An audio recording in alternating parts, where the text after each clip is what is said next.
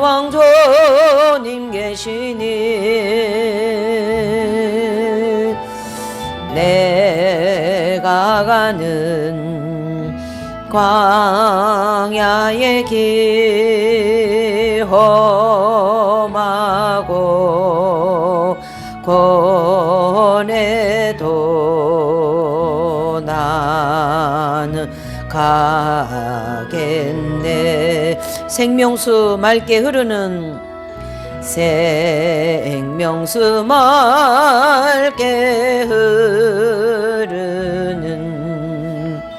천국으로 모두 갑시다. 아멘. 기도하시겠습니다. 생명수 흐르는 강가에서 우리를 인도하시고 영원한 생명을 주셔서 하나님의 영광의 나라에 들어가게 해주시오니 감사합니다. 아버지여, 오늘도 이 영적인 성장론의 공부를 통하여 우리 영혼이 그 경지에 들어가기를 원하며 하나님께서 준비하신 이 놀라운 생명의 하늘에 대한 진리를 연구하고자 합니다. 아버지여, 교회 시대에 이긴 자들에 대한 그 깊고도 넓은 그 영적인 체험에 대하여 공부하고자 하오니 하나님 아버지 함께하여 주시고 우리에게도 동일한 은혜를 내려주시되 열심히 영적인 삶을 추구할 수 있도록 은혜를 베풀어 주시옵소서. 모든 걸 주님께 맡기고 감사를 드리며 귀하고 복되신 예수님의 이름으로 기도 올려옵나이다. 아멘. 네, 이제 이 성장론 공부를 오늘은 이제 이게 마지막이 될 것 같습니다. 그래서 이 이긴 자 경지에 들어가기 위하여서는 결과적으로 우리가 어떻게 되어야 되냐면요. 이 도표를 이제 그대로 보시면 이제 이 성장 도표가 굉장히 중요하죠. 어긋나면 영적 성장 공부하는데 굉장히 방대한 진리거든요. 이게 이 과목에서 가장 시간을 많이 할애해야 되는 그 과목 중에 하나예요. 성장론이. 근데 이제 도표가 있기 때문에 그래도 이 정도로 유지가 된다 이래 볼 수가 있어요. 그래서 이제 이스라엘 백성들이 애굽에서 이제 모세의 용도를 받아서 출애굽을 하여서 광야에서 크게 세 차례의 이방의 군대들과의 싸움이 있잖아요. 그렇죠? 바로 군대의 싸움, 아말렉 군대와의 싸움, 아모리 바산 연합군들과의 싸움. 그래서 올라갈수록 쳐들어오는 그 외세의 그 강도가 굉장히 강해요. 이것은 뭐냐면은 영적으로 성장할수록 마귀의 세력이 강력하게 역사한다. 이래 볼 수가 있는 거죠. 그러니까 싸움, 이 경제, 이 성장할수록 그 영혼이 싸움도 잘 하지만 거기에 맞는 악령들이 와서 이제 이렇게 역사를 한다라는 거예요. 그래서 그 대표적으로 이제 이 요업의 연단을 보면 강력하잖아요. 그 연단이. 이제 그렇게 해서 이 마지막 연단을 받고 이제 이렇게 네, 마지막에 이제 연단을 받고 이제 이스라엘 백성들이 요단강을 건너서 할례산 입구에서 그 할례를 받고 그리고 이제 가나안 정복을 해서 적과 끓여 흐르는 땅을 분배받잖아요. 이제 이 할례산 이후부터는 이긴 자가 이제 들어가는 겁니다. 요단강 건너고 난 이후부터는.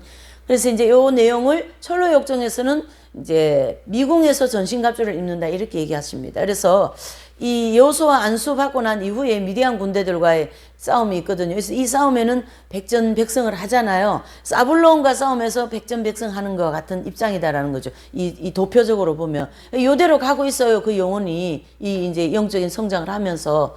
그리고 할례산도 여호수아서 5장 9절의 말씀과 같이 그렇게 하고, 예, 그러면서 이제 이 과정에는 가나안 땅 들어간 성도들로서 이긴 자가 된 것이고, 그 다음에 생명이 합일되어진 분들이고, 이제 그렇게 되어진 분들이라는 걸 이제 우리가 공부해 나간 것이고요.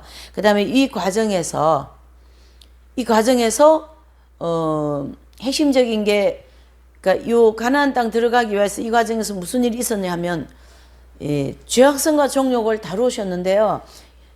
자아가 깨어져야 된다라는 얘기죠. 자아가 깨어지지 않으면은 이 경지에 들어갈 수가 없어요. 그래서 그 자아 깨어진다라는 소리를 다른 말로 하면 소유를 버렸다 이렇게 얘기합니다. 그래서 그 이현필 선생님이나 이소정 선생님 그런 분들이 다 소유를 완전히 버리잖아요. 그래서 이름을 나중에 이공으로 막 그냥 이렇게 하잖아요. 죄로 없다, 나는 없다. 여기에서 그게 다 만들어지거든요. 그래서 마지막 최후적으로 그 남아있는 자아가 완전히 깨어짐으로써 미숫가루 같은 그런 자아가 이제 되어버린 거죠.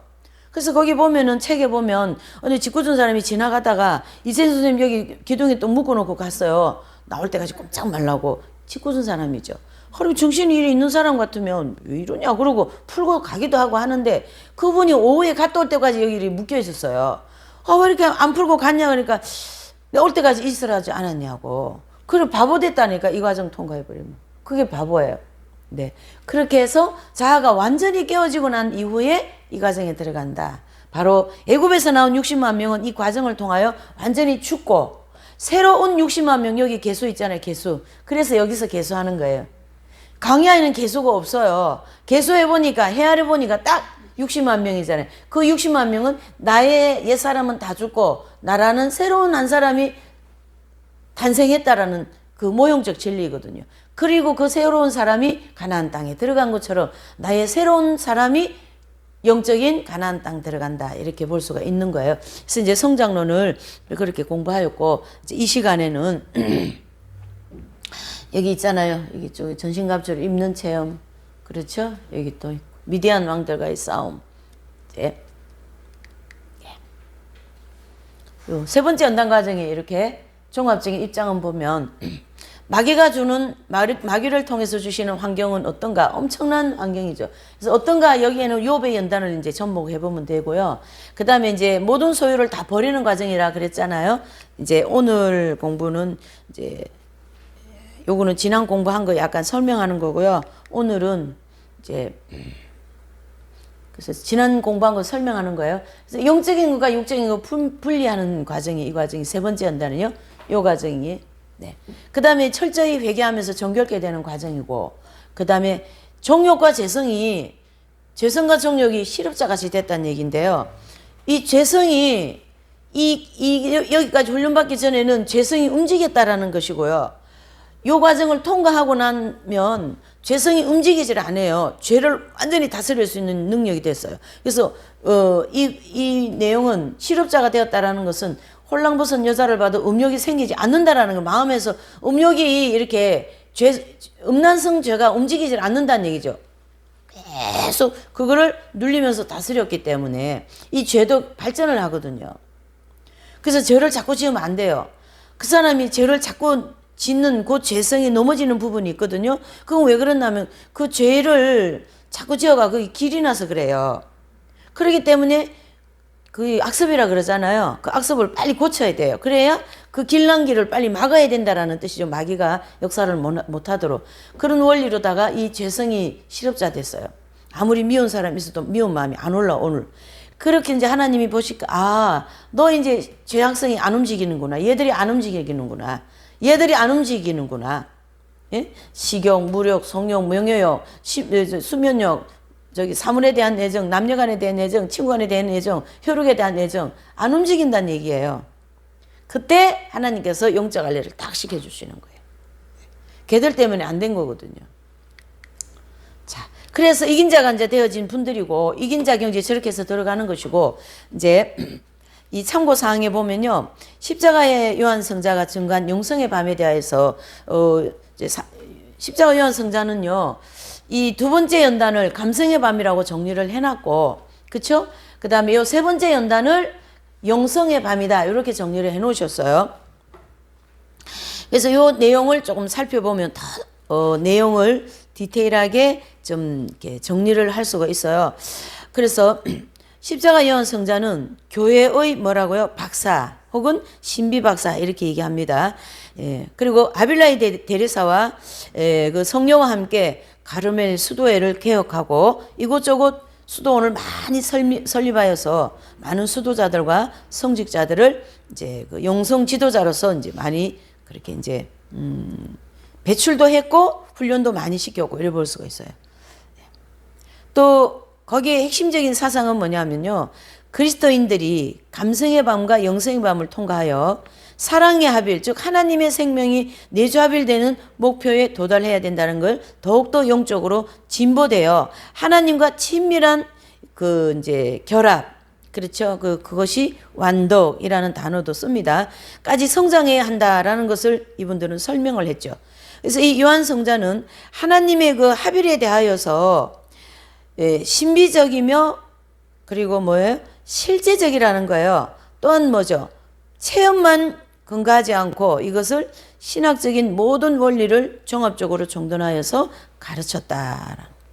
또 중요한 것은 경험과 지식 중에 어느 한편도 치우치지 않았다라는 거예요. 이게요, 이런 내용을 정말 중요해요.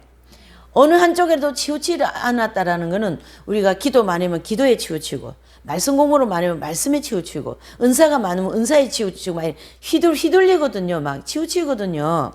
그런데 이 요한 성자, 이분은 아무데도 치우치지 않은 오직 길이요 진리요 생명이신 그분만 따라갔다라는 얘기죠.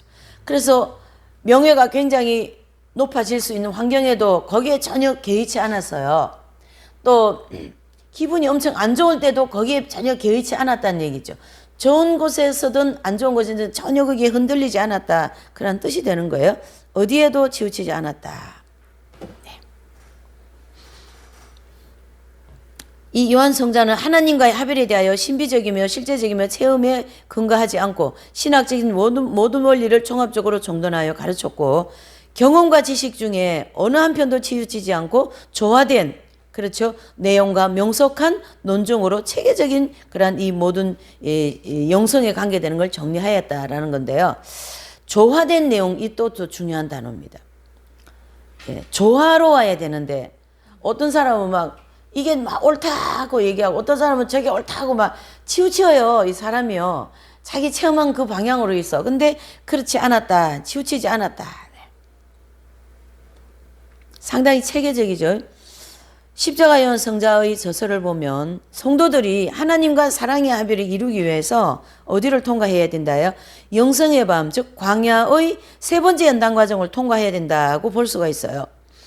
요한 성자는요, 세속적인 소유를 버리고 수도 생활을 하고 있는 많은 수도자들의 그런 영적인 지도자로서 일생을 바쳤기 때문에 영성의 밤을 통과하는 성도들이 내적으로나 외적으로 경험하게 되는 것, 또 변화되어 가는 상태, 또 고통과 깨달음, 신비체험 등등을 자세하게 관찰할 수 있었어요. 무슨 뜻이냐면 이 과정을 가는 모든 그 수도자들 또 뭐 영성생활을 하는 분들을 지도를 많이 했어요. 그 지도하는 과정 속에서 다양한 형태를 많이 경험하고 얘기도 듣고 했지 않았겠어요?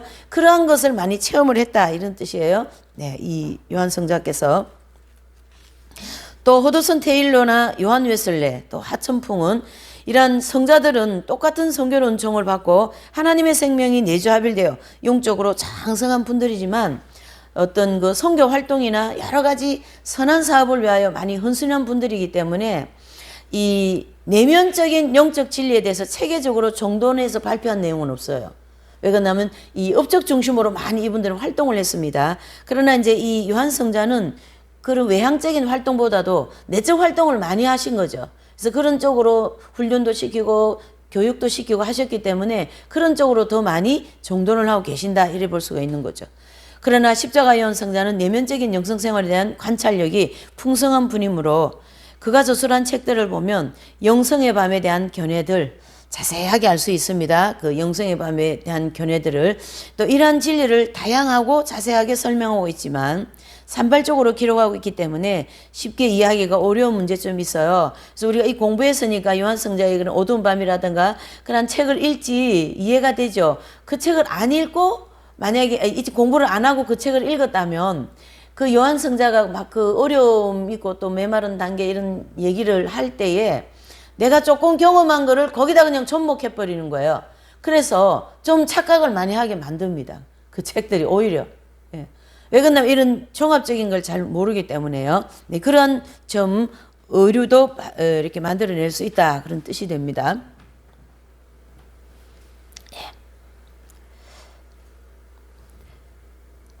또 십자가 요한 성자가 지은 이 어두운 밤이라는 책과 또 일생 동안 이 요한 성자로의 그 가르침에 대하여 연구하고 보급하기 위하여 헌신하였던 어디에요? 가르멜 국제신학교 신비신학 교수 가브리엘 이분이 책 많이 번역을 했더라고요. 쓰기도 하고. 그리고 사랑에 산다라는 책 중에 영성의 밤에 대한 진리를 인용하여 이해를 돕도록 한다. 예, 사랑에 산다 이 책을 제가 참 재밌게 또 너무 중요하게 많이 봤기 때문에 이 책하고 좀 저는 친합니다. 예. 또 메마름과 고생을 통해서 어느 정도 정화되는 감각의 밤을 통과하는 영혼들은 대부분 오랜 세월이 흘러간 후에 영성의 밤에 들어가게 된다. 이 감각의 밤은 뭘까요? 두 번째 연단이죠. 여기 아말렉 군대와의 싸움, 감각의 밤. 이 과정을 통과하고 난 다음에 영성의 밤에 들어가는 시간이 오래 걸린다라는 뜻이에요. 여기서 설명하는 게. 그래서 이 핵심 진리에서는 이 감성의 밤과 영성의 밤을 그대로 정확하게 구분지어서 정리를 해주고 있다 이런 뜻입니다. 그래서 이제 이 영성의 밤과 감성의 밤을 자꾸 이렇게 뒤집어서 이렇게 착각을 하더라고 제가 설명을 해보니까요. 어떤 분은 자기가 영성의 밤을 지난 것 같대. 이 공부를 안 하고 설명만 좀 들으면서. 왜냐면 이런 데 관심이 있어가지고 책은 좀 보신 분들이에요. 근데 이게 구분이 잘 안 가고 있는 그러한 이제 현실을 만들어내는 거죠. 네. 자, 하나님과의 생명이 사랑의 합일이 되는 경지에 도달하게 되면 영적으로 어른이 된 것이며 풍성한 성령의 역사로 말미암아 위대한 일을 하게 됩니다. 그들의 능력과 행위는 인간적인 것보다 신령한 것이다. 신령한 자들 그랬잖아요. 저기 사도 바울이 신령한 자들이 이런 일들을 해낸다. 사도 바울 같은 분들을 신령한 자들 이렇게 볼 수가 있는 것입니다. 12 제자라든가 또 십자가 요한 성자 아빌라이 데레사 또 뭐 이런 더더슨 테일러 또 웨슬레 목사님 이런 분들이시죠. 하나님께서 이 영성의 밤을 통하여 묵은 인간을 벗기시고 묵은 인간이 뭡니까? 애굽 인간이죠. 애굽에서 나온 인간. 육적인 거 애정과 욕망 정과 욕심 이런 거예요. 전부 다. 그를 벗기시고 새로운 인간을 만드시기 위하여 성도들은 묵은 능력과 애착과 감성을 모두 벗겨버리고 거의 다 동그라미 하세요. 애착, 감성, 묵은 능력, 자기가 인생을 살아오면서 그 행한 그 모든 거 있잖아요. 그건 다 애굽적인 거예요. 그래서 광야 40년이 필요했던 거죠. 그걸 싹 다 벗기고 지성은 어둡게, 의지는 메마르게, 기억은 텅 비게, 애착은 극도로 불안과 고민에 빠지게 하여 과거에 있었던 그런 영적인 체험들로부터 느꼈던 맛과 감각들을 모조리 없애버린다. 이래 보셔야 됩니다. 그게 바로 세 번째 연단에서 이루어진다. 이런 뜻이고요. 우리가 욥의 연단을 잘 이제 보시면 욥이 굉장히 그 당대의 부자였어요. 그렇죠? 육축도 많고 자녀도 많고 하인도 많고 또 뭐예요? 하여튼 자녀들이 생일이면 다 제사 드려야 돼. 또 자녀들이 밖에 외출하고 오면은 죄를 닦아야 되니까 또 제사 드려야 돼. 소제. 그 정도로 철저하게 욥이 살았던 흔적을 볼 수가 있어요. 그런데 잘 보셔야 됩니다. 여기 성도들의 묵은 능력과 애착과 감성을 모두 벗겨버리고 욥이 그동안 하나님을 향하여 행한 모든 경건되어진 그런 모든 경건한 삶 있죠. 그거 싹 다 없애버리겠다는 얘기예요. 거기는 뭐가 들어있을까요? 자기의가 들어있는 거거든요. 그렇게 하나님을 향하여 온전히 살았던 그거에 자기의가 들어있다라는 거예요. 거기 이현필 선생님도 그래요. 이분이 이제 돌아가시기 직전에 너무 몸이 쇠약해져 있잖아요. 너무 혹사했기 때문에 이 단계에서 있었던 일이에요. 제자들한테 가서 제자들에게 이러는 거예요. 그 생선을 좀 구워오라 그래요. 생선을. 그전에는 생선이고 뭐고 먹는 것도 안 먹었잖아요. 안 먹는 게 더 많았다 했잖아요. 그 정도로 했으니 생선이나 뭐 아무것도 안 드셨겠죠. 근데 이분이 생선을 해오라 그래요. 그래서 제자들이 놀래가지고 해서 이제 갖다 드렸어요. 그걸 먹으면서 뭐라 하냐면 내가 지금까지 주님을 위해서 해온 모든 것은 율법적이고 위선이었다. 그리고 자신이 그걸 깨트려버리는 거예요. 그만큼 낮아지는 거죠. 또는 자기가 쌓아 올린 그 모든 경건한 틀이라든가 그런 모든 것을 싹 다 깨트려 버린다라는 거예요. 그게 바로 자아 깨어지는 과정인 거거든요. 나는 아무것도 아니라는 거예요. 내가 주님을 위하여서 뭐 소재 드리고 번제 드리고 하면 그 모든 것이 아무것도 아니라는 그러한 최악적인 겸손의 경제까지 들어보내시겠다는 얘기죠. 이 과정에서 그러한 일들이 다 일어나는 거예요. 그래서 그 이세종 스님 하시는 그 행위를 영적인 깊은 의미를 알아야 돼요. 왜 그걸 해오래 했냐는 얘기죠. 또 이현필 선생님, 이세종 선생님도 마찬가지. 이세종 그분도 그 숭늉이 너무 먹고 싶어가지고 아직 이제 감주, 숭늉은 주기철 목사님이 감주를 좀 해오라 그럽니다. 그 부인한테 돌아가시기 직전에 그거를 부인이 해오니까 그걸 앞에다 놓고 드시지도 않고 말이죠. 그걸 놓고 막 회개를 하시는 거예요. 왜요? 인간이 말이지 먹는 거나 다 먹고 앉았다고 그걸 놓고 그렇게 회개를 하시는 거예요. 아니 드시거나 하면은 말이나 안 하지. 그렇게 막 철저하게 눈물로 회개한 그런 내용을 이제 볼 수가 있습니다. 이렇게 자기가 쌓아온 모든 그런 경건의 어떤 그런 쌓아온 틀 있잖아요. 그거 싹 다 깨버립니다. 하나님.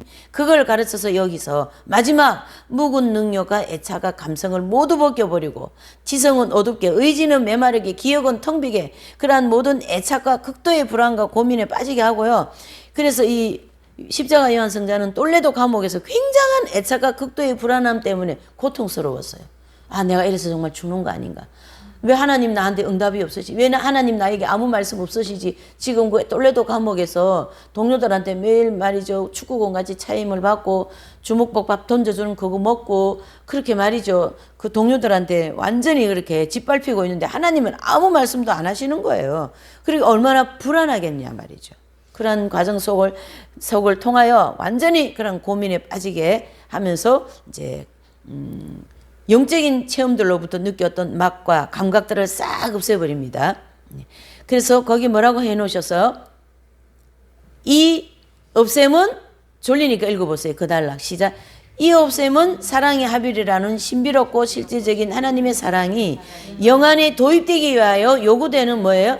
원칙이다. 다 칙칠하세요. 원칙입니다. 이거는 이렇게 돼도 되고 안 돼도 되고 그게 아니라는 거예요. 거기에 반드시 그리스도의 생명이 들어가기 위하여서는 이 과정을 반드시 거쳐야 된다라는 거예요. 그래서 원칙이다. 반드시 이 과정을 통과돼야 된다. 이런 뜻이죠.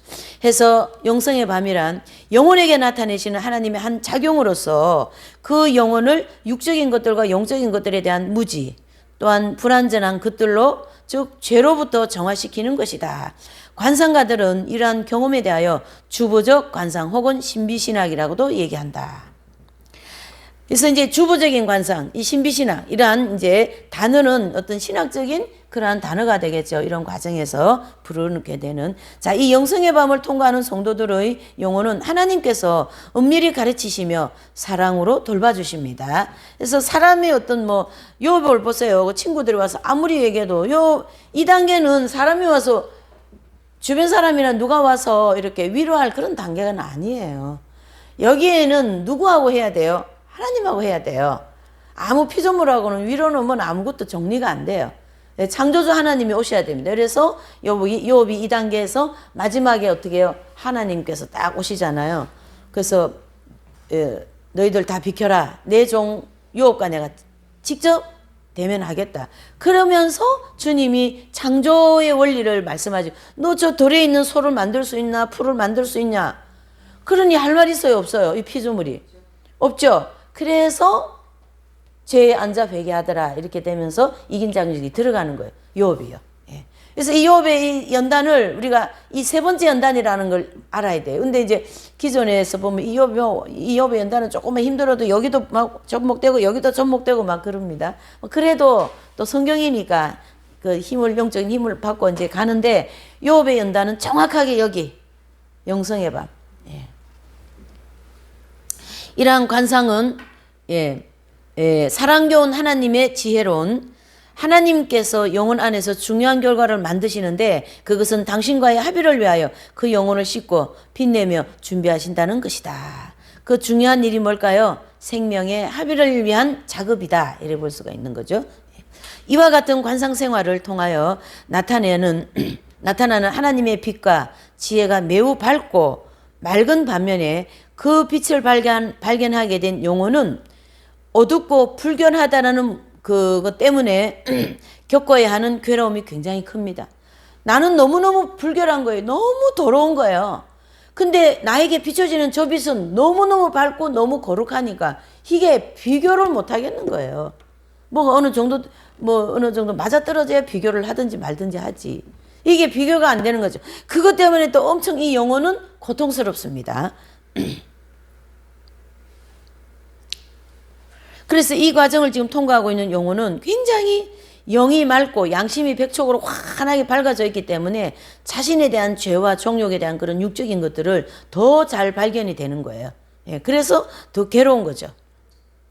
그래서 더 불결하게 느껴진다 이런 뜻입니다. 그래서 많은 괴로움을 이제 겪게 되고요. 한량없는 하나님의 맑고 밝은 빛이 더러움을 몰아내기 위하여 영혼 가운데 비춰지게 되면 그 영혼은 더 더러워지고 더 이상 비참해질 수 없다고 느끼면서 자신이 하나님을 크게 거역하고 있다는 걸 깨닫게 됩니다. 영혼들은 이러한 경험을 할 때마다 하나님께 버림받은 것처럼 느껴지기 때문에 참고 견딜 수 없을 정도로 뭐예요? 슬픔과 괴로움이 이루 말할 수가 없다라는 거죠. 욥을 생각 안 할 수가 없어요. 이 지금 얼마나 괴롭겠습니까? 그 안에 빛은 밝아가지고 말이에요. 네, 엄청 괴롭죠. 또한 이때의 영혼들은 그의 육신적이며 도덕적인 영적인 연약함 때문에 심히 괴로워하게 되고요. 다름 아니라 이 신령한 관상이 영혼을 굳세게 만들고 강하게 사로잡기 위하여 강권적인 사랑을 나타내기 때문이다. 이 관상은요, 볼관자를 써서 하나님을 본다, 하나님을 관상한다 이런 뜻입니다. 하나님 바라보고. 그렇지 않아도 영혼은 자신이 연약함으로 말미암아 괴로움이 많은데 더욱더 강한 사랑의 세력으로 붙잡아 주시고 위로해 주실 경우에 자신의 부끄러움은 아주 심하게 느껴지고 거의 실실지경에 간다. 그게 이 요한 성자께서 이 세 번째 연단을 너무 디테일하게 이렇게 기록을 했어요. 그렇죠? 예. 왜 그러냐면 본인이 똘레도 감옥에서 경험한 게 이렇게 경험하신 거거든요. 예. 이때 육체적인 감각과 영혼은 어떠한 한량 없이 더럽고 크고 무거운 짐이 눌려 있는 것처럼 고생과 슬픔이 극심하여 차라리 뭐 했으면 좋겠다? 죽는 것이 편하다. 차라리 나 좀 죽여주시옵소서 아버지. 네. 그런 마음으로 가득 차게 되고요. 어두운 세력이 엉두름과 아주 무겁게 느껴지는 힘 가운데 영혼은 은혜의 길이 다 끊어진 것만 같고 평소에 의지하였던 것조차도 다 어떻게 해요? 다 잃어버린 것처럼 극심하게 느껴지고 누구도 자기를 동정하는 사람이 없다 이렇게 생각하고 있습니다. 이 과정을 통과하는 성도들의 영혼이 가장 심하게 아픔을 겪게 되는 것은 하나님께서 자신의 부끄러운 문제 때문에 자신을 미워하시게 되었다. 그것이 가장 괴로운 거예요. 하나님 나 미워하실 거예요. 난 이리 죄가 많으니까 하나님께서 나를 싫어하실 거야. 그게 가장 괴롭습니다. 그게 바로 뭘까요? 십자가의 예수님의 고난이죠. 그래서 예수님도 하나님과의 관계가 끊어지는 그것 때문에 더 고통스러웠었거든요. 그와 같은 그런 어떤 이제 그 마음을 느끼게 되는 거죠. 정말 괴롭습니다, 솔직히.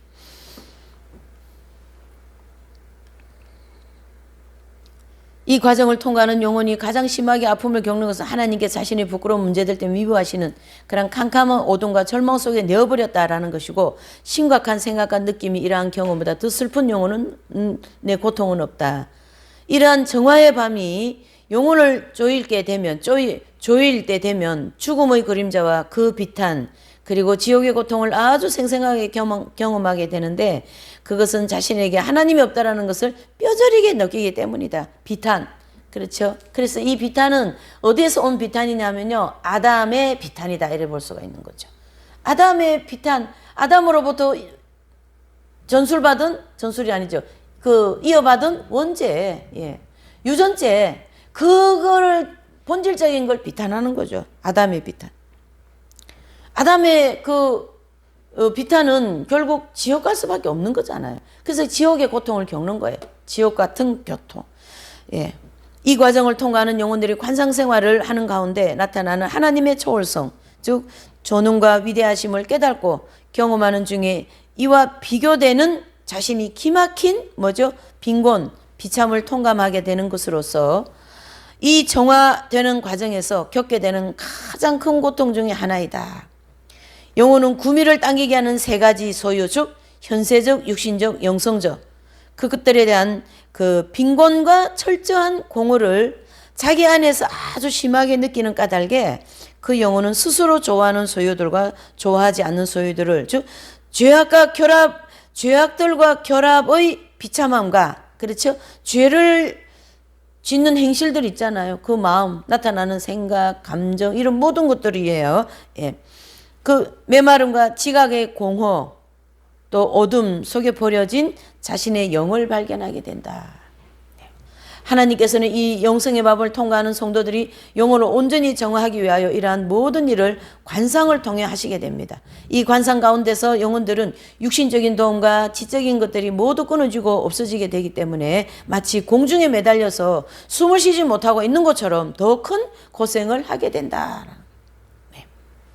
헐떡헐떡하고 있겠죠. 헐떡헐떡 이래 하겠죠. 진짜 이 숨도요 정상으로 못 쉬어요. 이래 할 것 같아요. 너무 막 이 영혼이 막 힘들어가지고. 네. 그 가운데 하나님은 마치 불이, 그거 한번 읽어보세요. 시작. 불이 곰팡이나 세부치의 녹을 태워 없애버리는 것처럼 평생 가장 깊은 곳에 지녀오던 애집, 몹쓸 버릇들, 즉 압석들을 모조리 없애버리고 깔끔히 비우게 하심으로써 어떻게 해요? 영혼을 정화시킨다. 세 번째 연단이 조금 감이 오죠. 이런 걸 보니까. 세 번째 연단에 하는 일은 이런 일들이에요. 예.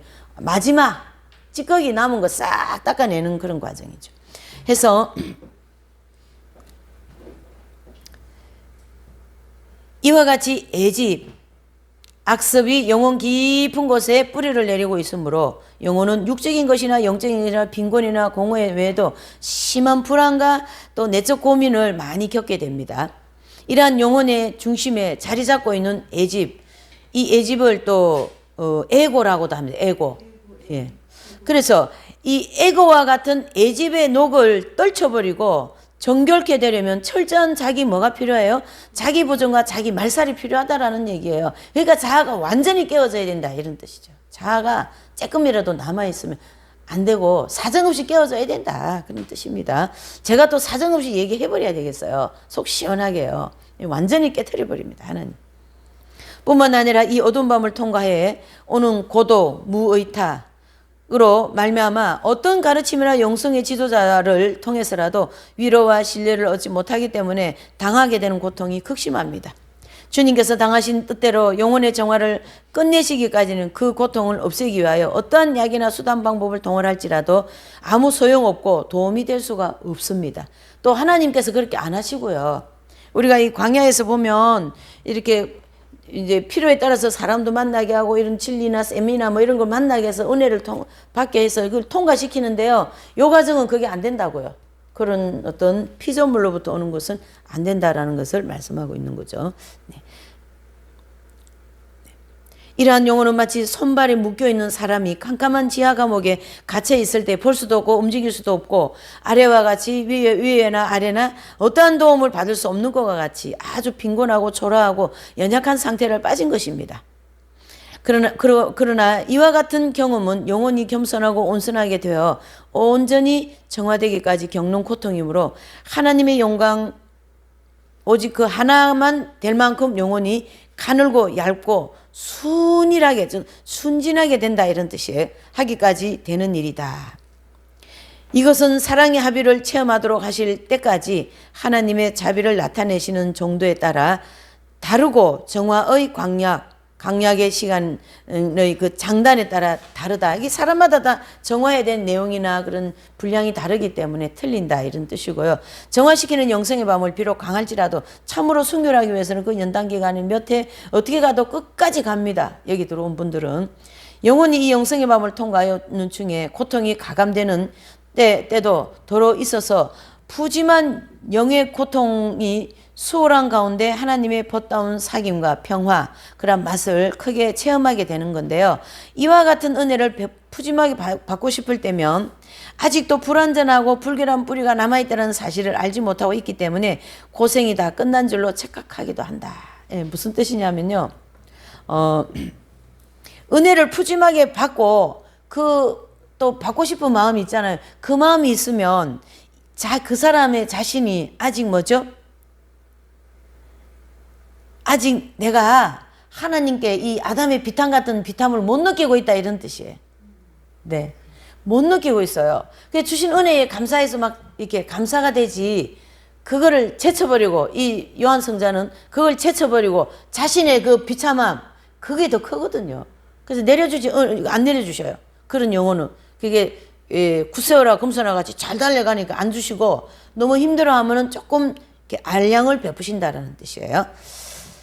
자, 이렇게 영혼을 아프게 하는 또 한 가지가 있습니다. 이 과정을 통과할 때 영혼은 수동적인 상태인데 하나님께서 그 안에서 일을 하심으로 영혼은 아무것도 하지 못하는 것, 즉 기도를 비롯한 모든 그 하나님의 일을 의식적으로 참여하지 못하며 세상 일 같은 것은 더 못하게 됩니다. 뿐만 아니라 영혼은 대개 실신 상태와 기억 상실에 빠져 무엇을 생각하고 무슨 일을 했는지도 모르고 지금 무엇을 하고 있으며 앞으로 무엇을 해야 될지도 모릅니다. 오랜 시간이 흐르게 됩니다. 이러면서 심지어 자기와 관련되어진 일을 마음에 쓰려고 해도 도무지 안 된다. 굉장히 이분은 구체적으로 디테일하게 설명하고 있어요. 이 과정을. 또 사람이 이성이 정화될 뿐 아니라 기억도 그 개념도 지각에서 정화되는 까닭에 영혼의 모든 것을 물어 돌려야 됩니다. 무의 추구가 그래서 나온 거예요. 물어 돌려야 한다.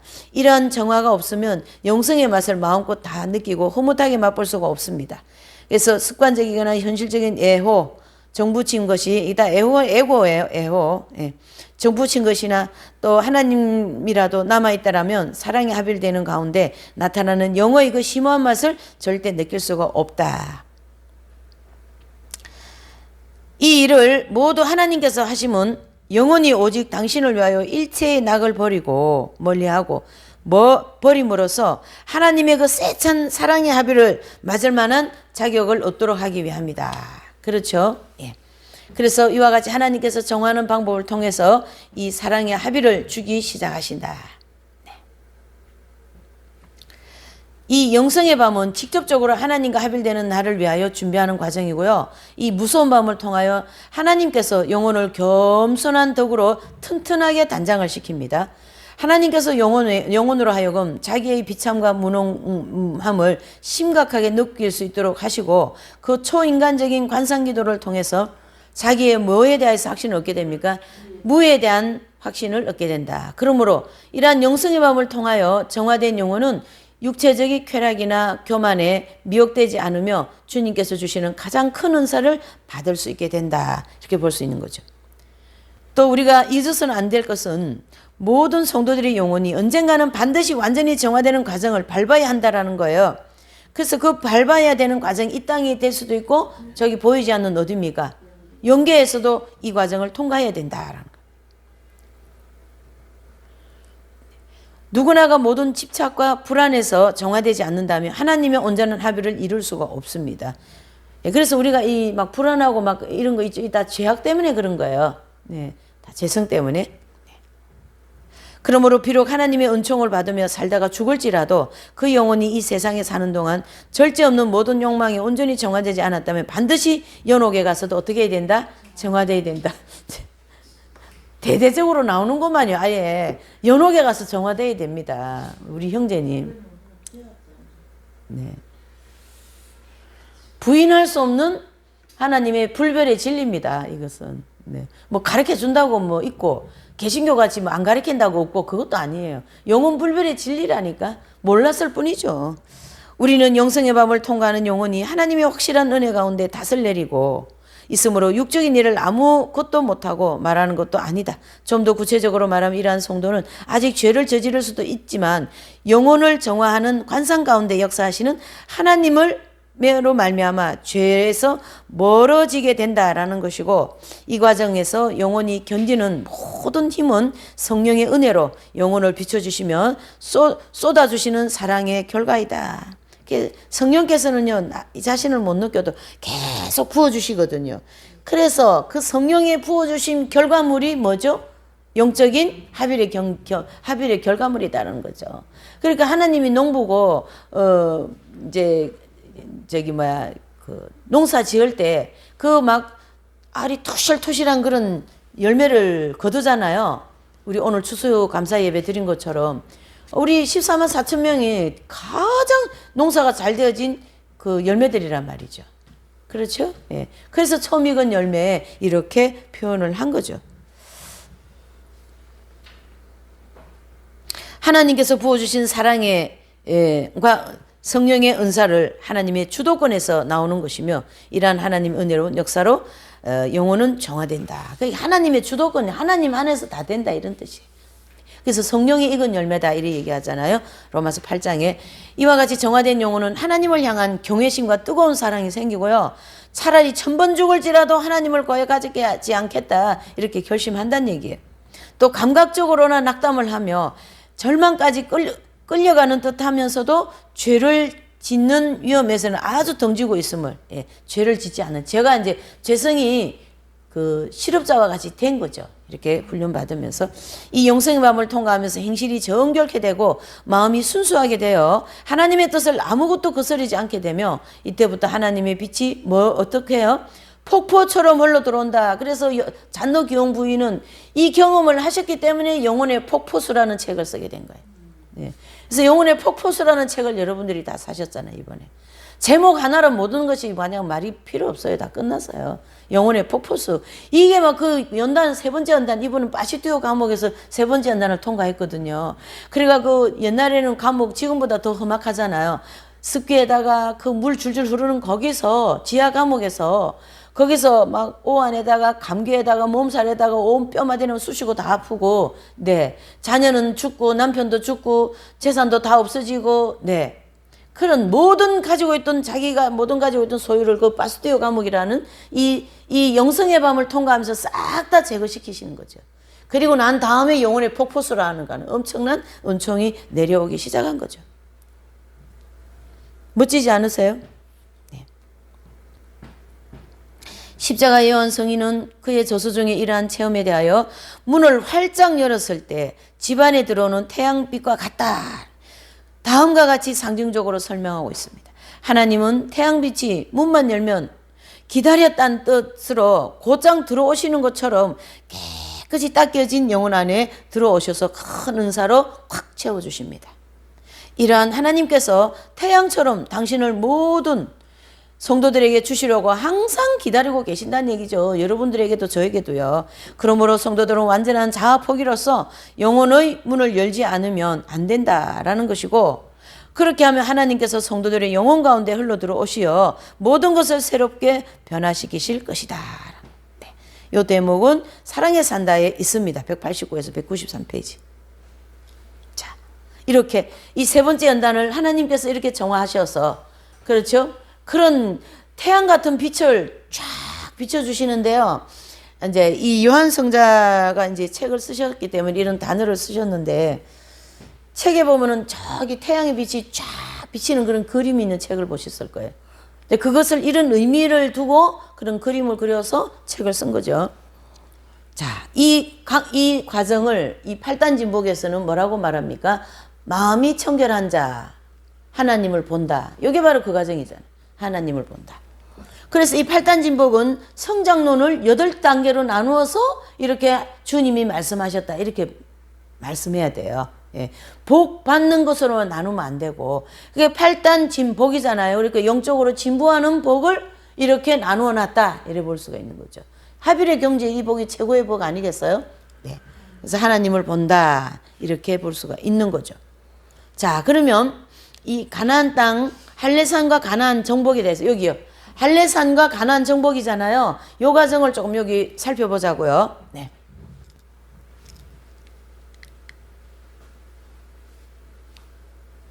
네.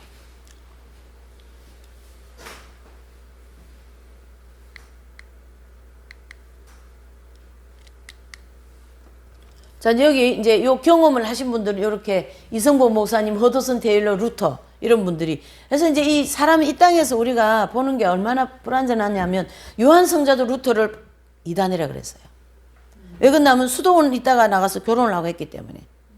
그 틀 안에서. 그러니까 그냥 이 육안으로 볼 때는 저분은 꼭 이단 같은 사람이었던 거예요. 근데 이단은 아니라는 거죠. 그렇죠? 그래서 같은 길을 가고 있지만은 잘 모르니까, 이긴 자들도 모르는 거 되게 많아요.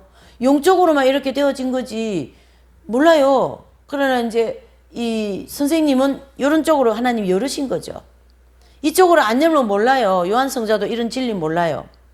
제가 이제 참고로 선생님께서 가시고 이제 우리가 이제 기도했잖아요. 그럴 때 이제 계시가 나왔는데 하늘나라가 보이는 거예요. 천국이 지금 보이는데 선생님, 그 다음에 요한 성자, 십자가, 브랜시스 성자, 뭐 이런 성인들이 선생님 옆에 다 이렇게 서가지고 이제 우리 공동체를 보면서 어떻게 하면 응? 이런 진리 이렇게 잘 정돈해놓고 오셨냐고 선생님하고 막 얘기하면서 그렇게 이렇게 교제를 나누는 장면이 나왔어요. 그건 뭐냐면 프랜시스 성자에게는 어떤 방향을 열어놓고 거기를 확 빛을 비춰 놓으셨고 세상에. 그 다음에 이 요한 성자도 영성 쪽이지 이런 학적인 건 아니거든요. 그러니까 루터는 이분은 신학자예요. 신학자로서 수도자로서 이긴 자가 되신 분이고 요한 성자는 막 신학 공부를 하고 그런 게 아니라 영성에 관계되는 박사다 이런 뜻이죠. 약간 분야가 다르죠. 같은 이긴 자라도. 그래서 잘 모르니까 이분이 이단이라 그랬는데 아마 천국 가서 악수하셨을 거예요. 삼층천에 가서. 아 죄송하다고 이렇게. 왜 그러냐면 예 이렇게 그런 이제 에피소드도 있을 수가 있습니다. 자, 할례상의 가나안 정복. 이 가나안 정복은 죄의 법에서 해방되어 하나님의 생명을 얻게 되는 과정입니다. 자, 이스라엘 백성을 보실까요? 이스라엘 백성들은 여호수아의 용도를 따라 요단강을 건너 가나안 땅 입구, 즉 길갈 할례산에서 할례를 받은 후에 가나안 7족을 멸망시키고 젖과 꿀이 흐르는 땅을 정복합니다. 그렇죠? 네. 그래서 이 할례라는 것은 이스라엘 백성들 중에 그 남자의 그런 그 양피를 베어내는 것인데 이러한 육체의 할례는 이미 교회 시대 이긴 자들 통해서 우리가 알게 되었죠. 뭐예요? 육체의 할례는 영적 할례의 모형이다라는 거예요. 그래서 여기에 이 육체의 할례는 바로 영적 할례를 이렇게 받아야 된다라는 것을 가르쳐 준 것이고 또 이 영적 할례란 영혼 속에 뿌리 박혀 있는 7가지 죄악성이 굴러 떨어짐에 대하여서 의인이 되는 체험을 가르치게 한다라는 거죠. 그래서 이 가나안 7족은 사람의 영속에 뿌리박고 있는 7가지 죄성에 따라서 구분되는 지역 백성 7지파를 가르치게 합니다. 그래서 가나안 7족을 멸망시켰다. 이것은 이 죄성 때문에 지옥 갈 수밖에 없었던 성도들이 죄악성이 제거됨으로 하여서 천국에 들어갈 수 있는 준비가 뭐가 되었다요? 완성되어진 것을 의미한다. 그래서 가나안 7족이 멸망당한 것은 7종 죄성이 제거되는 것과 같은 이치고 그러므로 영적 할례를 받는 것과 가나안 7족이 멸망당하는 것은 같은 뭐예요? 이치다 이래 볼 수가 있는 거죠. 또 여호수아가 모세에게 안수 받을 때 하나님께로부터 받은 사명은 이스라엘 백성들로 하여금 할례를 받게 하고 또 뭐죠? 가나안 7족을 멸망시키는 것이다. 그래서 여호수아는 하나님의 명령을 따라 가나안 땅 입구에서 백성들에게 뭘 주십니까? 할례를 주고 가나안 7족을 멸망시켰다 해서 여호수아는 내주하시는 성령 즉 생명의 모형이므로 여호수아가 백성들로에게 할례를 받게 하고 가나안 7족을 제거하기 위하여 가나안 땅에 들어간 것은 성령님께서 성도들을 영 안에서 죄악성을 어떻게 해요? 제거하고 그리고 그 안에 누가 들어가신다요? 성령이신 예수님이 들어가시잖아요.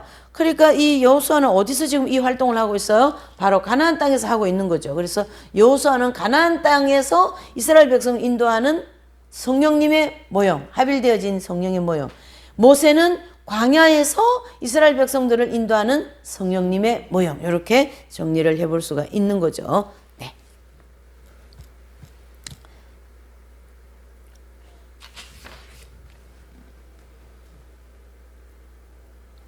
그 철로역정에 비교해보면요. 이 사망의 엄침한 골짜기는 가나안 7족이 살고 있던 가나안 땅을 상징하는 곳입니다. 어디예요? 사망의 엄침한 골짜기 여기. 예. 그렇죠? 그러니까 잘 보세요. 정복이잖아요. 여기 보세요. 도표 되게 신기합니다. 정복이죠. 여기가. 사망의 엄침한 골짜기가 이 가나안 그 7족속이 살고 있는 땅이라 그랬잖아요. 그러니까 이 사망의 엄침한 골짜기를 통과하고 난다. 그것은 그 안에 살고 있는 모든 7족속을 다 몰아내었다라는 거예요. 그 뜻이 사망의 엄침한 골짜기 통과가. 그런 의미를 가지고 있다. 모형적 진리를 접목해 볼 때 그렇다라는 거죠.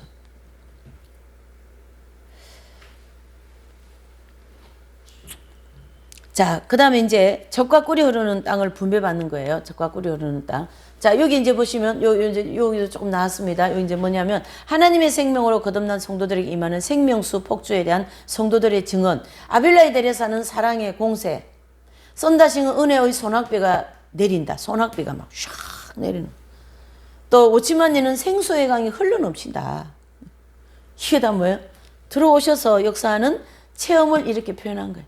그래서 영성의 밤을 통과하면 이런 은총을 주실 줄 믿습니다. 여러분들도 은총의 밤을 통과하시기를 바랍니다. 이렇게. 네. 네. 아이고. 이 허도슨 테일러는요, 양자강이 자기 배에서 흘러 넘친다 그래요. 양자강은 중국에서 가장 큰 강물이래요. 물이 엄청 많은 강이랍니다. 그것이 배에 흘러 넘친다라는. 이거는 체험이 되지 않으면 이런 단어를 쓸 수가 없어요.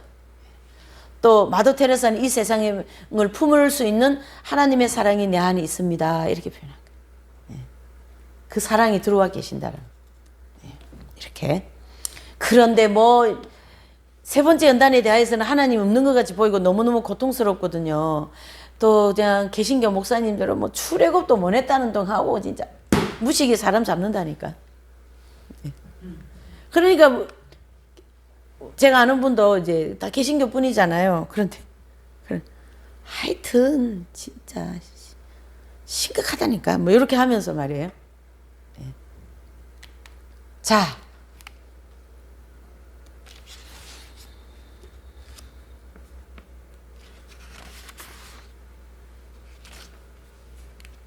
거기 이제 오랜 세월 동안 병상생활하면서 이 책에 나온 하나님의 복음 진리를 증가한 K 선생님, 이제 이 책의 저자이십니다. 이 선생님께서도 생명의 폭주 체험에 대하여 다음과 같이 증언하고 있어요. 1971년 1월 4일 새벽에.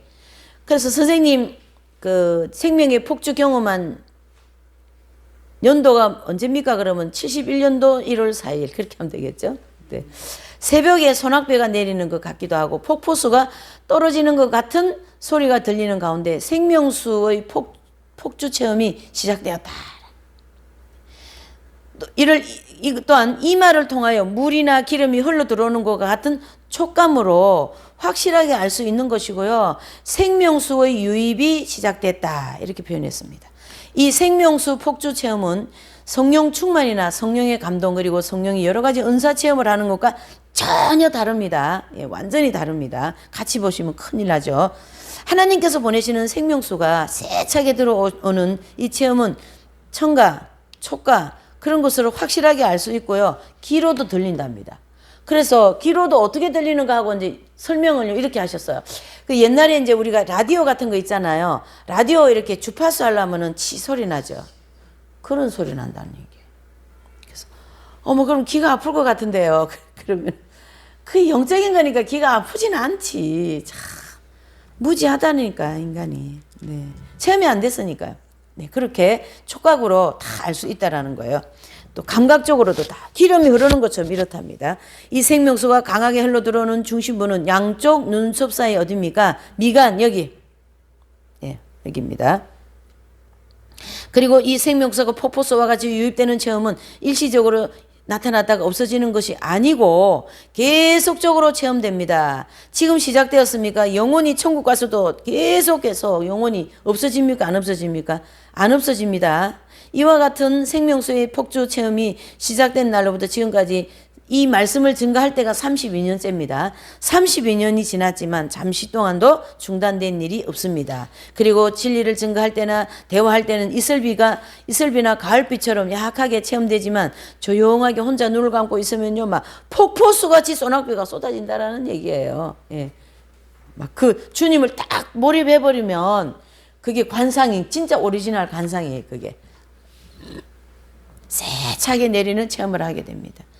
그러나 잠잘 때는 대부분 생명수 유입이 의식하지 않고 있다가 잠에서 깨어나는 순간부터 확실하게 의식이 됩니다. 이와 같이 생명수의 폭주가 때로는 강하게 때로는 약하게 내리지만 잠시도 끊어진 적이 있다 없다예요? 없습니다. 이렇게 증언을 하고 있습니다. 이와 같이 여러 성도들이 생명수 폭주, 즉 성령의 폭주 체험에 대하여 개인별로 다양한 표현을 하였지만 그 체험은 다 동일한 것을 알 수 있다.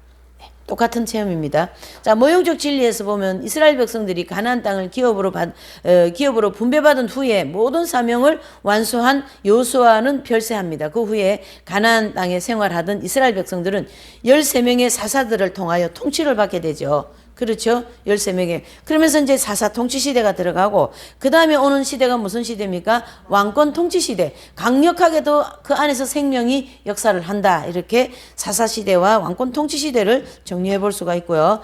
또 솔로몬 왕 4년부터 24년까지 하나님의 성전과 왕궁을 중심으로 하는 예루살렘 성이 준공됨으로써 이스라엘 왕국이 완성된다. 이렇게 봅니다. 그래서 어디입니까? 여기 출애굽부터 시작하여서 여기 예루살렘 성 완성되는 요 시간까지 이제 여기가 뼈라 경지잖아요. 신부, 그리스도의 신부. 자, 철로 역전에도 마찬가지죠. 예, 전신갑주를 입고 난 후에 호앗이 의욕성과 마지막 이제 뼈라까지 도달하는 건데요. 여기 호앗이 여기죠. 요 파란 줄 이런 거는 좀 시련이 많은 거예요. 그래서 호앗이, 그다음에 의욕성, 그다음에 활락산 이쪽에 이제 축복이죠. 요 다 축복가죠. 선생님 같으신 분은요, 이 활락산 이후에 공동체가 태동하고 세워집니다. 이렇게 좀 그전에는요, 그냥 방 안에서 소그룹으로 누우셔가 증거하셨다면, 이때는 각 교단에 있는 목사님들이 여러 명, 열 몇 명 오셔가지고, 삥 둘러 앉아가지고, 여기 녹음기 하나 놓고 녹음해가면서 공부했어요. 목사님들이요. 네. 그렇게 하면서, 이제, 이거 우리 안 되겠다. 그러니까 그 각 교단에 있는 목사님들이 이 공부를 하고 가서 연결원을 막 전하니까, 교회 가서 교단에서 막 들고 일어난 거예요. 이단이라고. 연결원 그거 증거하는데. 그래가지고 다 교단을 나오셨어요. 나오셔가지고 우리 여기 교단을 세운 게 여기 교회들, 신학교. 다 그 교단에서 장래가 촉망한 아주 유망한 분들이 했어요. 똑똑하고 아주 나이도 30대밖에 안 됐어요. 그렇게 30대 그 정도 되니까 이러한 새로운 진리를 받아들이지. 만약에 50대, 60대부터 이게 이미 신학의 체계가 있기 때문에 안 받아들여요. 단단합니다. 안 받아들입니다. 그래서 기존의 신부님들 안 받아들이잖아요. 안 받아들인다니까요. 목사님들도 그렇고. 왜? 자기 신학으로 딱 체계가 잡혔기 때문에 다른 거에 들어올 수가 없어요. 그래서 하나님이 그런 젊은 분들을, 순수한 그분들을 통하여 이걸 정리하도록 같이 공동체 세울 수 있도록 하신 거예요. 그러니까 이 공동체 세운 그 역사를 보면 그 숨은 하나님의 손길이요, 아주 인간으로서는 할 수 없는 그런 지혜로다가 공동체를 세웠죠. 이 개신교 공동체 이래 많은데 이거 세워지려면은 얼마나 어렵겠어요. 근데 하나님이 그 종말론 막 이렇게 하게 하시가 그때 이게 딱 세워지고는 그 다음에는 중지돼 버렸잖아요. 지금은 이 공동체 못 세웁니다. 이런 공동체. 예, 다 이단이라고 그럴 건데 어떻게 세웁니까? 안 됩니다. 교리도 안 맞고 하는데. 이것도 천주교 아니냐 막 이렇게 하고 뭐 맨날 소리 듣고 막. 그러니까 이단 소리 듣는 건 크게 문제 아니에요. 막 그냥 뭐 그럴 수 있는 거지. 뭐 어떡하겠어요. 모르니까. 아니 연옥이 없다고 해가 연옥이 없어요? 있어요. 그러니까요. 그 개신교는 없다고 하니까 없는 걸 왜 가리키냐고. 없냐고요. 있잖아요. 몰랐을 뿐이지. 이렇게. 우리는 이제 이거 저 같은 사람은 이거 알게 됐으니까 있다니까 왜 저래 이렇게 되는 거죠. 그래서 뭐 이단 그런 거 큰 문제가 아니에요. 괜찮아요. 네. 이런 시련은 과정을 하나하나 통과할 때마다 신령한 은총으로 능력과 축복을 점점 풍성하게 받으며 영적으로 성장하여 완덕에 도달하게 하는 것을 상징하는데요. 사실 연옥의 그 교리가 굉장히 중요한데 가톨릭에도 지금 연옥을 그렇게 디테일하게 안 가르치잖아요. 연옥이라면 뭐 연옥이 있냐 이렇게도 알 수 있을 정도로. 네, 다 혼나야지. 그 하나님의 그 진리를 왜곡하는 거거든요. 그것은. 네. 중세 때는 연옥교를 또 너무 난무해가지고 그렇게 또 일을 만들더만 지금 마지막 때는 또 이런 상황입니다. 이러한 과정들은 이스라엘 왕국 발달 과정에서 본 것처럼 호화시의 의욕성, 사사시대 통치하는 시대 속에 있는 시련이고 미지는 왕들이 통치하는 시대의 후반기에 통과하는 과정이다. 여기 그렇죠? 요 과정, 요 미지 여기는요 이제 왕들이 통치하는 영적 상태고. 여기는 사사들이 통치하는 영적인 상태다. 이렇게 볼 수가 있는 거죠. 그래서 이제 여기 또 도표로 조금 정리를 해야 되겠죠? 네, 여기다. 이거는 뭐냐면 이제 여기서부터 봐야 돼요. 이 가나안 땅 들어간 성도들은 4번이거든요. 이 4번에도 요 과정이 있어요. 그래서 요 과정은 다 사사들이 통치하는 과정인데 요 사사가 통치하는 성령의 역사가 안에서 이렇게 역사한다는 얘기예요. 그래서 처음 합일되고 그 다음부터 계속 안으로 더 역사가 강하고 그리고 왕들이 통치하는 시대 요때 강력하죠. 그 다음에는 없어요. 부활체 있고 휴거되는 것밖에 없어요. 그래서 이제 자연 사신 분들은 이제 아직 육체의 부활은 안 입었습니다. 영이 들어가서 완전 회복되어진 영이 들어가셨습니다. 이제 육체의 부활은 휴거될 때 다 된다 이렇게 이제 보고 있습니다. 휴거될 때. 네. 그렇게 볼 수가 있어요. 네.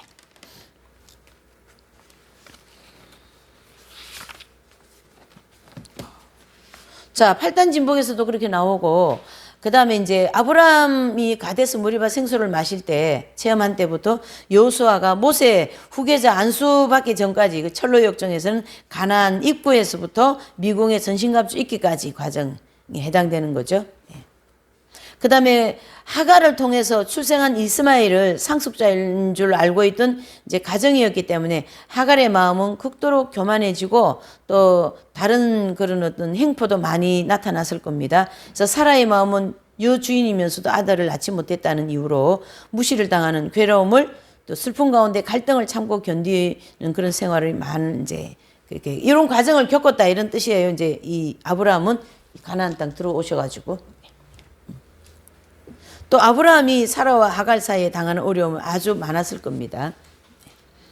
네, 그래서 거기 보시면 이제 아브라함의 허와시 과정은 사라와 하갈 사이에 갈등이 많던 중 사라의 간청대로 하갈과 이스마엘을 내쫓아 버리는 과정입니다. 아브라함의 허와시 과정은요 여기 과정 하갈을 내쫓아 버리는 과정 이 과정 얼마나 고통스러웠겠어요.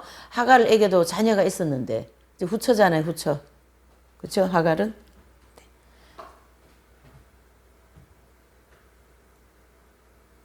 그 다음에 이삭을 제물로 바치라는 계시를 받을 때부터 실제로 제물을 바쳐서 여호와 일의 은총을 받기까지 과정은 의욕성과 활락성을 통과하여 뼈라경지 여기요. 의욕성과 이 활락산을 통과해서 여기를 통과해서 이 뼈라 과정에 들어가는 과정이 영화 단계 175세 과정이다. 이래 봅니다. 아브라함이요. 거기 정리되어 있잖아요.